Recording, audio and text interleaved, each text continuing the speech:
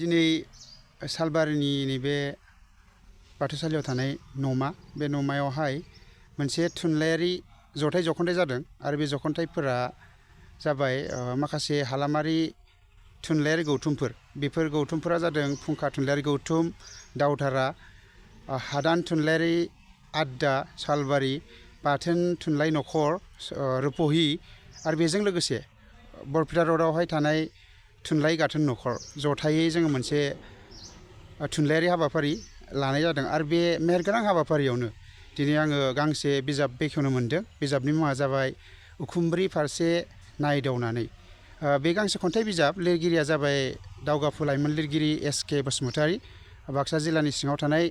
फाख्रिगुरि गामिनि बिथाङा सासे लाइमोन लिरगिरि बिथाङा थुनलाइनि फारसे आखाइ होनायजों लोगोसे आथिखालाव दुलाराय बर' फरायसा आफादनि माखासे बिबानफोराव थानानैबो फरायसाफोरनि जौगानाय समाजनि माखासे बेले बेजे जेंनाफोरखौ फोसाबस्रांनाय खामानियावबो आखाइ होगासिनो दङ आरो बेनि अनगायैबो बिथाङा सासे मोजां खौरां दैथायगिरि बिथांनि बे उखुमब्रि फारसे नायदावनानै बिजाबखौ बेखेवनो मोननानै आं थारैनो गोजोननाय मोन्दों बिजाबखौ आङो दान्दिसे नायदों नायखांनायनि उनावहाय बिथांनि खन्थाइफोराव जों नुनो मोन्दों जोंनि समाजनिनो गुबुन गुबुन जेंना जेंसि बायदि थासारिखौ लानानै लिरनाय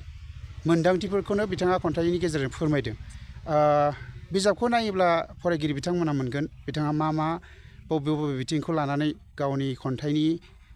सोदोबफोरखौ साजायदों खन्थाइफोरखौ लिरदों बेखौ फरायोब्ला फरायगिरि नोंथांमोना मोनगोन बिजाबाव गासै 250 मोजां मोजां खन्थाइफोर दं आरो बिजाबाव बेसेन गोसा रायजिरथाय होदों बर'नि सासे मुंदांखा रायजिरथाय लिरगिरि बुंनो थाङोब्ला बिथाङा बर' लाइमोन लिरगिरिफोरनि सासे थुलुंगानि फुंखा बिथां राखाव बसुमतारी सारा जोबोर मेहेरगोनां